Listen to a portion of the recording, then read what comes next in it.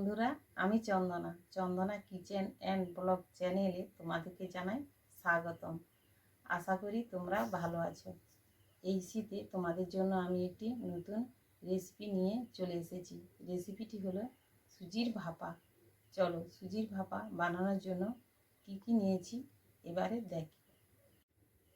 সুজি, গুড়, দুধ, নারকেল, চিনি, কিশমিশ, কাজু, বেকিং পাউডার।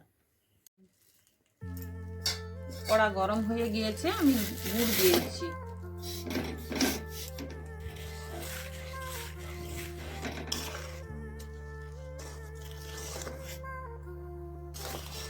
এবারে আমি নারকেল দিয়ে দিচ্ছি। এখানে আমি গুড় বানিয়ে নিচ্ছি।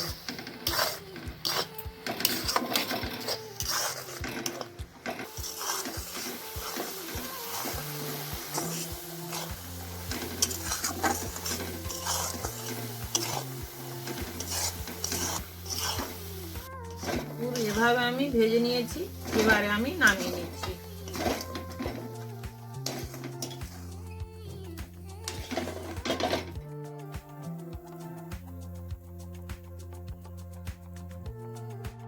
এবারে আমি এই পুরটিকে ঠান্ডা করে নিচ্ছি, কিছুক্ষণ রেখে দিচ্ছি, ঠান্ডা হয়ে যাবে। আমি এবারে সুজির বেটার বানিয়ে নিচ্ছি। এক প্যাকেট সুজি দিচ্ছি,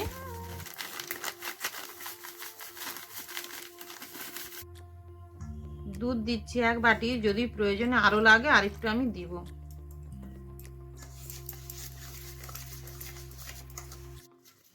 দুশো গ্রাম আমি সুজি নিয়েছিলাম, এই বাটিটা দু বাটি আমি দুধ দিয়ে ব্যাটারটা বানিয়ে নিচ্ছি।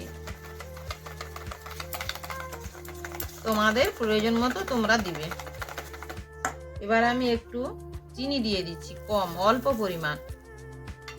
নুন একটু দিয়ে দিচ্ছি। বেকিং পাউডার 1 চামচ দিয়ে দিচ্ছি, এটা 1 চামচ মতো। ভালো করে আমি থকথকে একটি বেটার বানিয়ে নিচ্ছি। বেটারটা ভালো করে ফাটতে হবে। 5 মিনিট আমি ভালো করে ফেটে নিয়েছি। এবারে আমি 10 মিনিট চাপা দিয়ে রেখে দিচ্ছি। বেটারটি এভাবে হবে, একটু খাপ খাপ থাকবে।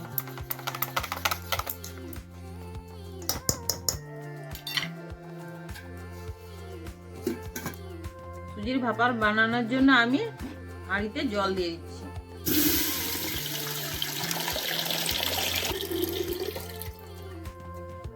জল যখন প্রচুর গরম হবে, ফুটবে, তখন আমি ভাপা বসাবো।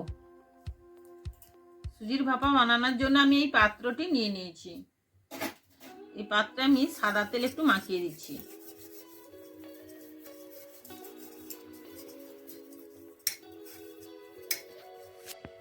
এবারে আমি এতে বেটারটা দিয়ে দিচ্ছি।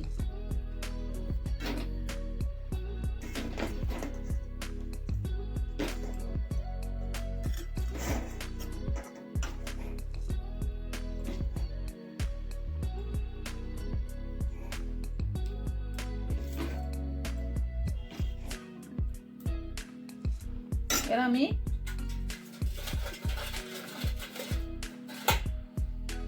নারকেলের এই পুরটি আমি এভাবে বানিয়ে নিয়েছি, আমি এর ভিতরে দিয়ে দিলাম। এর উপরে আমি 2 চামচ বেটার দিয়ে দিচ্ছি।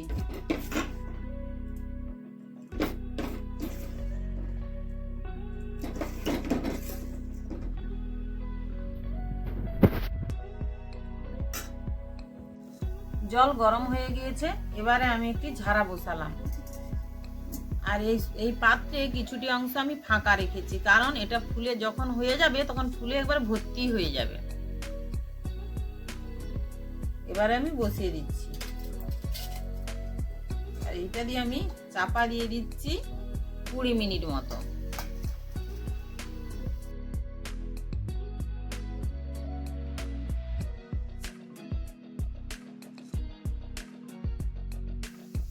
এই দেখুন, খুব সুন্দর ফুলে একবারে ঢোল হয়ে গিয়েছে। কাঠি দিয়ে এবারে দেখি এই দেখো বন্ধুরা, হয়ে গিয়েছে, একটু জড়ছে নি। এই যে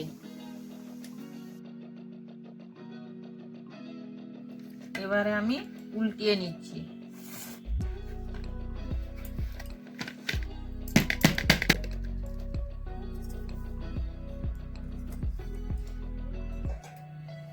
দেখো বন্ধুরা, খুব সুন্দর হয়েছে, পুরা যেন স্পঞ্জ। এভাবে আমি কেটে নিচ্ছি।